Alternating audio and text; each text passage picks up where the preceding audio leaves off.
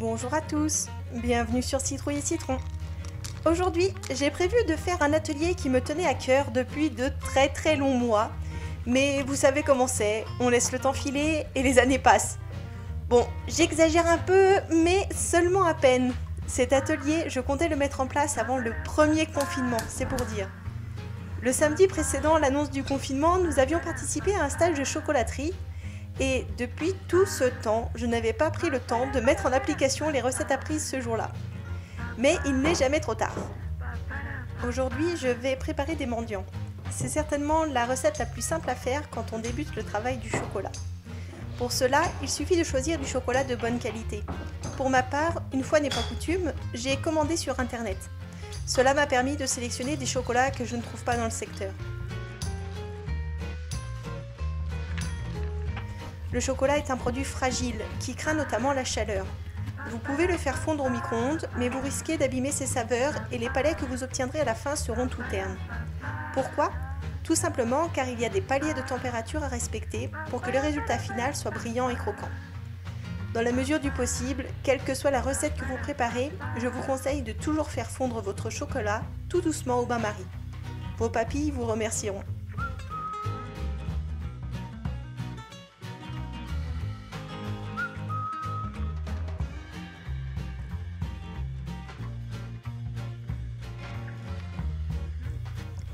Ce que j'apprécie avec les mendiants, c'est qu'on peut twister les recettes à l'infini.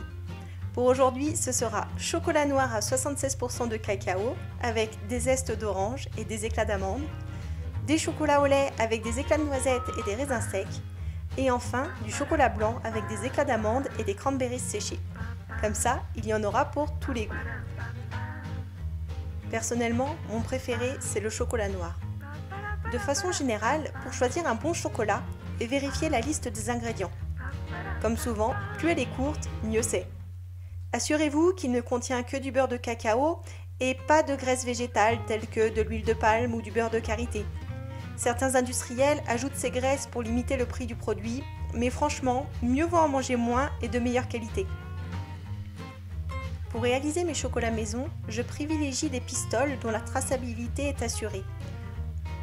Je connais la provenance et la variété des fèves utilisées. Et ça, c'est un véritable gage de qualité parce que selon les variétés des fèves de cacao, vous n'aurez pas du tout les mêmes saveurs. Certaines ont un goût léger et floral, d'autres sont plus fortes et plus épicées. Finalement, c'est un peu comme le café.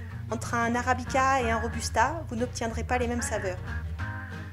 Je trouve que les chocolats à 70-80% de cacao sont un bon compromis entre force et douceur. Mais ça, c'est un avis totalement personnel. Et soyons clairs, ce n'est pas la teneur en cacao en tant que telle qui fait la qualité d'un chocolat, mais bien la qualité des fèves utilisées et des processus de fabrication. D'ailleurs, je ne sais pas si vous le savez déjà, mais quand on parle de chocolat à 70%, cela signifie que les 30% qui restent correspondent à du sucre. Donc, plus on va sur des chocolats riches en cacao, moins ils contiennent de sucre, et plus ils sont riches en gras. Ainsi, un chocolat à 90% de cacao sera plus gras qu'un chocolat à 70%, mais il sera également plus amer. Ce n'est pas franchement mauvais, mais on en mange clairement moins qu'un chocolat à 70%. Remarquez, le bon côté, c'est qu'il dure ainsi plus longtemps dans sa boîte. Tiens, soit dit en passant, si un chocolat contenait 100% de cacao et 0% de sucre, on n'aurait pas le droit réglementairement de l'appeler chocolat. Vous le saviez ça ? Le chocolat au lait, le préféré de Damien, est moins riche en cacao et contient du lait en poudre. Enfin, le chocolat blanc ne contient pas de cacao, pas du tout. Il est d'ailleurs bien plus récent que les deux autres.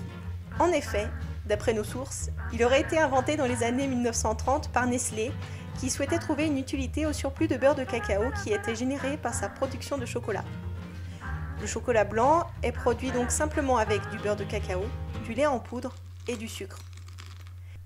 Étant donné que les ingrédients entre ces trois chocolats sont différents, vous comprenez mieux pourquoi les courbes de tempérage sont elles aussi différentes.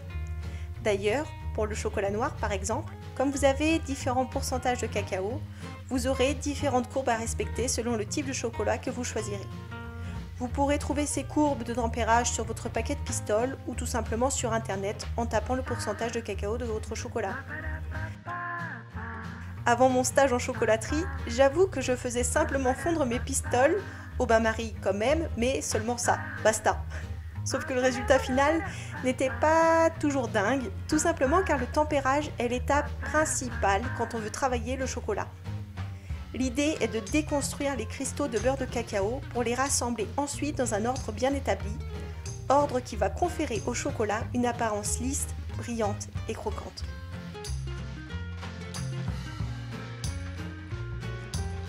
Franchement, je peine encore à bien maîtriser cette étape de tempérage, car les paliers de température évoluent vraiment de façon saccadée. Il faut absolument être précis, et quand je dis précis, c'est à 1 ou 2 degrés près par rapport à la courbe de tempérage annoncée. D'où l'utilisation d'un thermomètre de cuisine. Mais le chocolat est sympa, et il tolère qu'on se trompe. Si on dépasse les seuils de température, on peut recommencer, et ça c'est vraiment top. Les débutants peuvent donc se lancer en chocolaterie.